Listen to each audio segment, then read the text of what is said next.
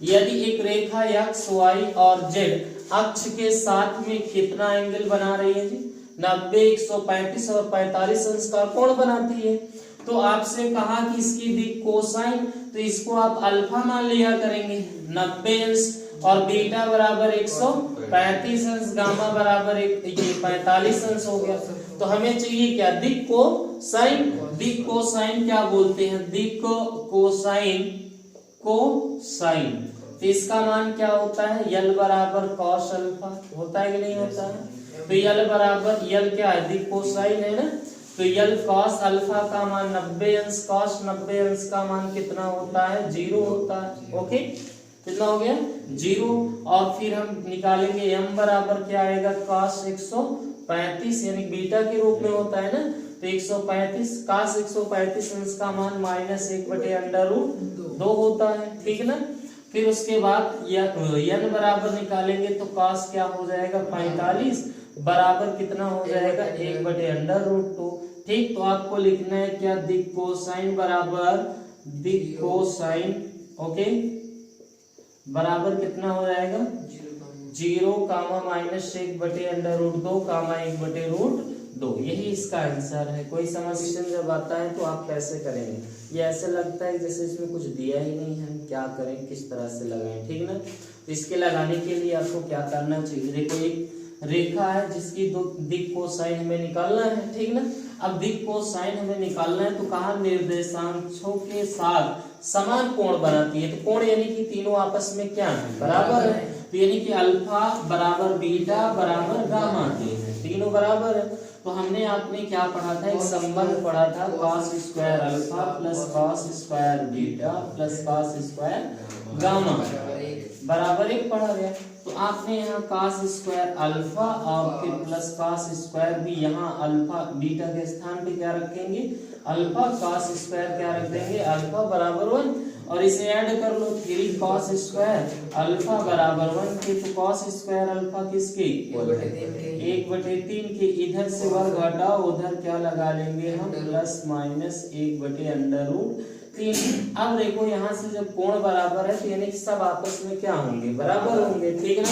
तो यानी कि हम कह सकते हैं कि दिक कोसाइन क्या आएगा? दिक कोसाइन बराबर, ओके, कितना आ जाएगा? प्लस माइनस 1/√3 कामा प्लस माइनस 1/√3 कामा प्लस माइनस 1/√3।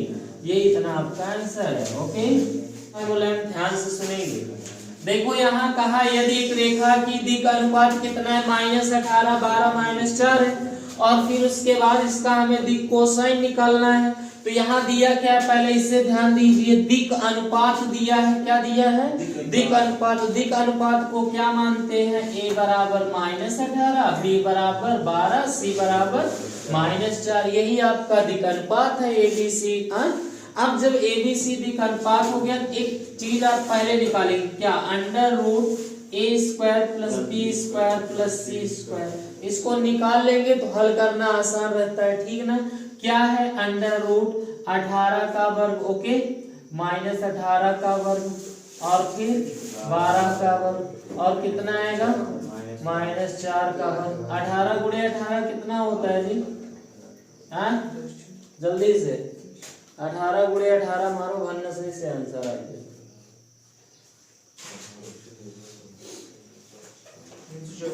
हाँ, तो 18 × 18 मीन्स कितना हो गया? 18 का वर्ग 324, 12 वर्ग में 144, 4 4 16। इसे ऐड करो, कितना आएगा? 6 4 10, 4 14। उसके बाद ये आया 1 2 2 2 4 1 5, और ये कितना हो गया जी?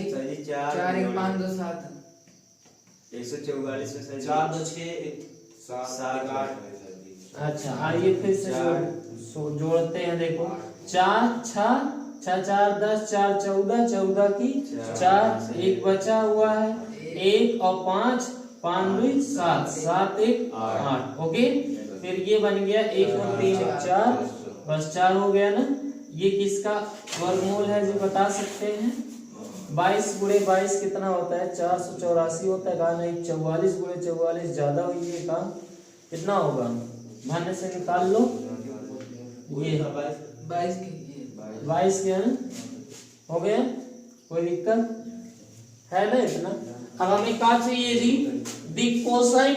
दिक कोसाइन का फार्मूला देखो क्या होता है, दिक कोसाइन बराबर, कोसाइन बराबर क्या होता है, यल बराबर a upon under root A square plus B square plus C square.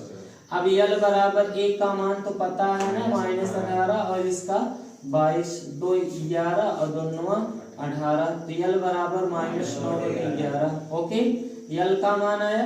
अब m बराबर क्या होता है, b अपान होता है ना, तो b का मान 12/22, 11 दूनी 22। ओके, और फिर 2 6 12, यानी कि m बराबर 6/11। ओके, फिर अगला क्या होता है, n बराबर होता है c अपान अंडर रूट, वही फार्मूला हमेशा नीचे सब में यही लगता रहेगा जी।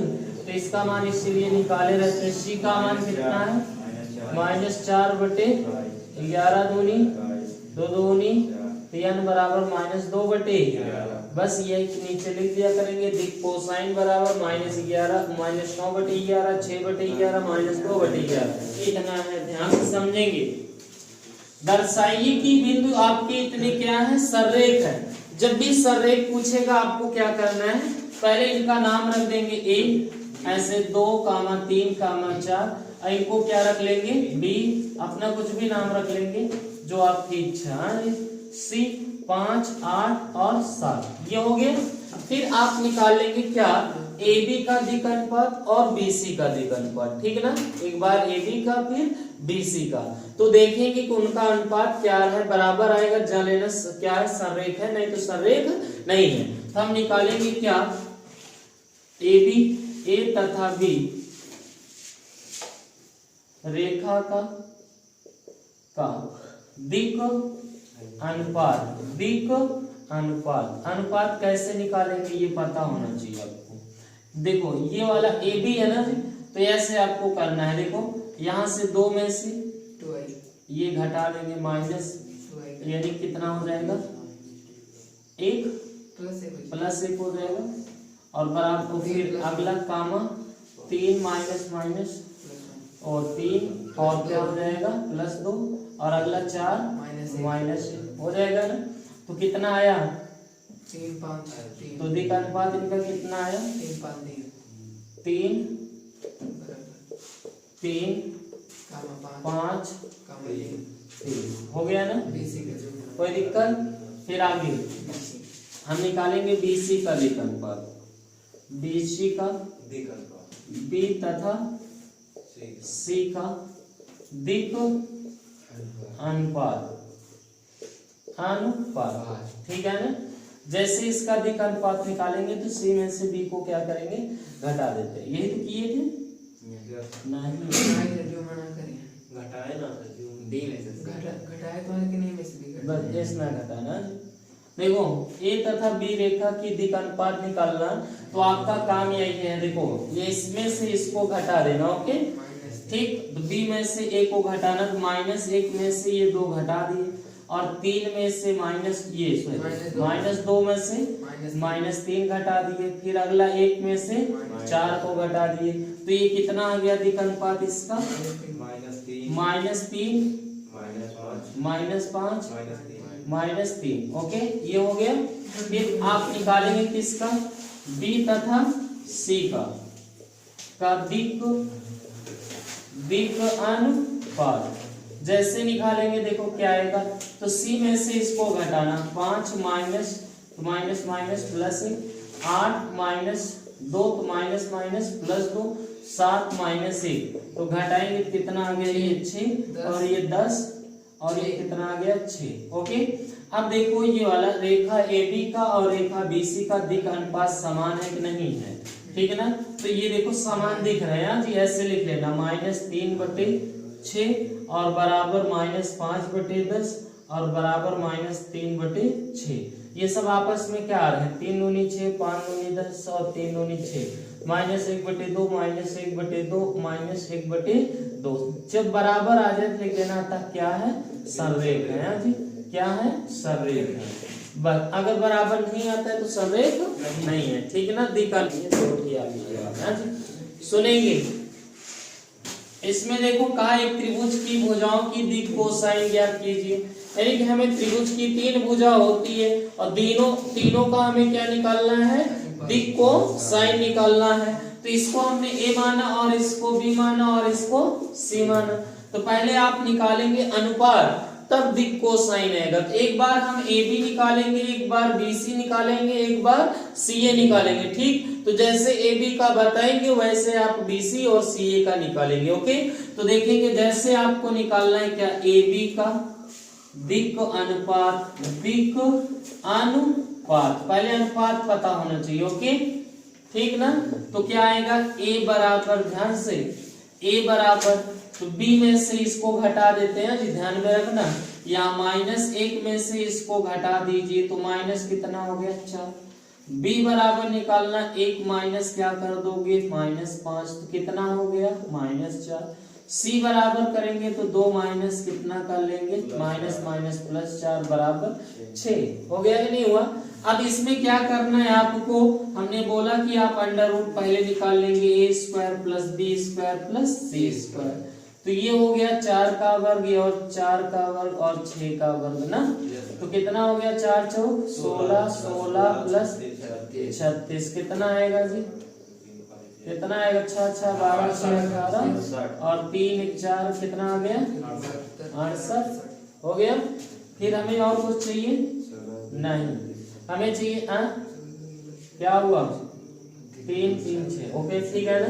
अब हमें चाहिए दिक् कोसाइन, दिक् कोसाइन यल बराबर का होता है a/√a² + b² + c²। यल बराबर कितना हो गया, ए का मान कितना है जी, -4 और इसका मान 68 हो गया, नहीं हो गया, इसीलिए निकाले रहते हैं ताकि आसान रहे। ठीक है ना।